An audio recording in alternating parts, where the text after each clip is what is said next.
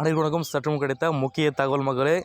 என்னென்னு பார்த்தீங்கன்னா, மழையால் சுற்றுலாத்தலங்கள் வெறிச்சோடி கிடக்கின்றன. இது பார்த்தீங்கன்னா, இன்னும் எந்தெந்த மாவட்டங்களுக்கு அதிகமான கனமழை இருக்கப் போகிறது அண்ட் குறிப்பாக எந்தெந்த மாவட்டத்துக்கு பனிப்பொழிவு இருக்க போகிறது இந்த செய்தி குறிப்பாக மட்டும் சிறப்பாக பார்க்க போகிறோம். அதுக்கு முன்னாடி நம்மளோட சேனல் இப்போ வந்திருக்கீங்கன்னா மறக்காமல் சப்ஸ்கிரைப் பண்ணி மக்களே.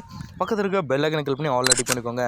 அண்ட் முக்கியமான விஷயம், வீடியோ ஸ்கிப் பண்ணால் பாருங்கள் மக்களே. அப்போ நான் சொல்கிற தகவல் என்று உங்களுக்கு முன்னே வரும். இப்போ வாங்க வீடியோக்குள்ளே போகலாம். புதுச்சேரியில் பார்த்தீங்கன்னா, மழையால் சுற்றுலாத்தலங்கள் மற்றும் அந்த சண்டே மார்க்கெட் வெறிச்சோடியே காணப்பட்டதாக சொல்ல வராங்க. ஸோ இலங்கையினுடைய தென்மேற்கு வங்கக்கடலில் ஒரு வளிமண்டல கீழக்கு சுழற்சியால் தமிழகம் மற்றும் அதனுடைய புதுச்சேரியில் மழை பெய்யும் என வானிலை ஆய்வு மையம் அறிவித்திருந்தது. ஸோ புதுச்சேரியில் பார்த்திங்கன்னா நேற்று காலையிலிருந்து இரவு வரை மழை விட்டு பெய்ததாக சொல்ல வராங்க.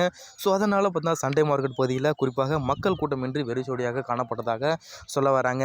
ஸோ அதே போன்று விடுமுறை நாளான நேற்று கடற்கரை சாலை, நோனாங்குப்பம், படகு குழாம், பூங்காக்கள், கோவில்கள், நேரு வீதி உள்ளிட்ட முக்கிய இடங்களில் மக்கள் நடமாட்டமின்றி வெறிச்சோடி காணப்பட்டதாக சொல்ல வராங்க.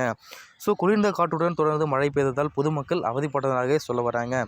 ஸோ அதே பார்த்திங்கன்னா நேற்று முன்தினமும் பார்த்திங்கன்னா சென்னை, செங்கல்பட்டு, அந்த கடலோர பகுதிகளான பாண்டிச்சேரி, காரைக்கால் அந்த பகுதிகளெலாம் பார்த்திங்கன்னா ஒரு சில இடத்துல குறிப்பாக பனிப்பொழிவு ஏற்கனவே கொடுக்கும் அப்படின்ட்டும் சொல்ல நிலையில் நேற்றும் அதனுடைய முன்தினமும் லேசான பனிமூட்டமும் மழைத்தூறலும் காணப்பட்ட நிலையில்